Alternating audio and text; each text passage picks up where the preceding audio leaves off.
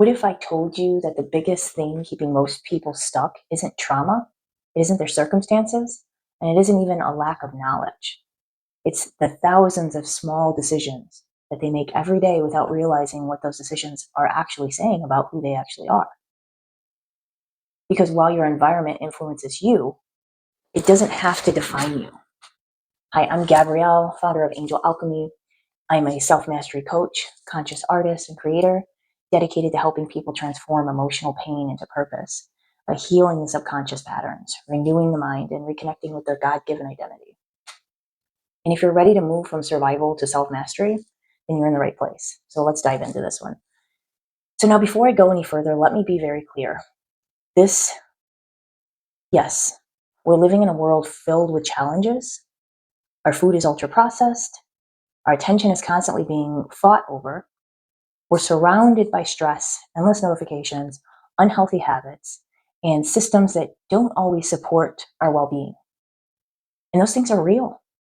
They affect our bodies, they affect our minds, they affect our nervous systems, but that's not the whole story, right? So if we believe that we are victims to our environment, we also believe that we're powerless to change it. So the greatest power that God gave us wasn't the ability to control everything, but it was the ability to choose how we respond. And then every single day, life asks us small questions. Will you nourish yourself, or will you numb yourself? Will you move your body, or will you convince yourself that you'll start tomorrow? Will you spend another hour scrolling through everyone else's life, or spend 10 minutes investing in your own? They don't feel like life-changing decisions, but your life is built on thousands of small decisions that no one else sees. The saying is, we're rewarded in public by what we do in private. And most people don't need more information. They already have the information. They know that vegetables are healthier than chips. They know that their sleep matters. They know that exercise helps. They know relationship matters. The real question isn't like, why don't I know what to do? Because people do know what to do. It's why don't I believe I'm worth doing it for? Because that's at the core of the issue.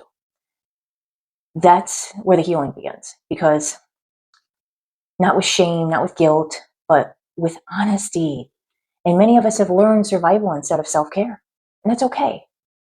Honesty and acceptance is key. That's the first step.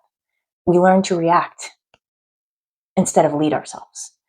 We've waited for the motivation. We wait for somebody to tell us what to do and come rescue us. We wait for life to become easier. That's not going to happen. Healing doesn't usually arrive all at once. It arrives in an ordinary moment, one healthier meal at a time, one walk around the block, one difficult conversation, one prayer, one page out of a journal, one promise kept to yourself. Every choice is casting a vote for the person that you're becoming. So what vote are you casting? Your brain is constantly strengthening pathways you repeat. So the more you honor your commitments, the more your identity begins to align with them. And every time you keep one of those promises, you begin rebuilding trust with yourself.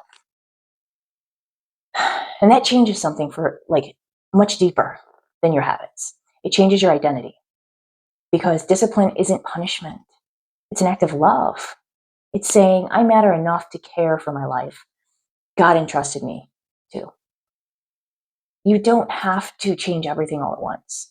You don't have to become a different person overnight. But you do have to stop waiting for someone else to build the life for you. Only you can do that. People can encourage you and coach you and pray for you. They can walk beside you, but they cannot choose for you. At some point, freedom isn't something that suddenly happens to you. Freedom is something that you practice. It's a choice, a habit. It's an act of courage. And it's repeated until it becomes who you are. Not perfectionism, direction. Not giant leaps, but like faithful steps. Because the life that you're praying for, it's often waiting on the other side of those choices that you keep avoiding. So maybe the greatest act of self-love isn't saying, I love myself. Maybe it's proving it one decision at a time. One prayer at a time. One choice to choose yourself. one action at a time.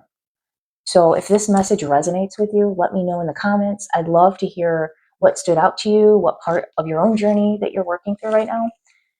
And if you're committed to healing, personal growth, becoming who God created you to be, subscribe, join our community. Every week we explore psychology, recovery principles, biblical wisdom, practical tools to help you renew your mind and transform your life. And if you've already done that, great. If you're ready to go deeper, take my Survival to Self-Mastery assessment and book your free Angel Alchemy Clarity Call. Using the links below, together we'll identify patterns keeping you stuck. We'll map out your next step towards lasting freedom. And remember, you are not your past, you're not your pain, you are not your diagnosis, you're not your addiction, you are not your circumstances, you are choices you begin making today, one faithful step at a time. This can change the direction of your entire life.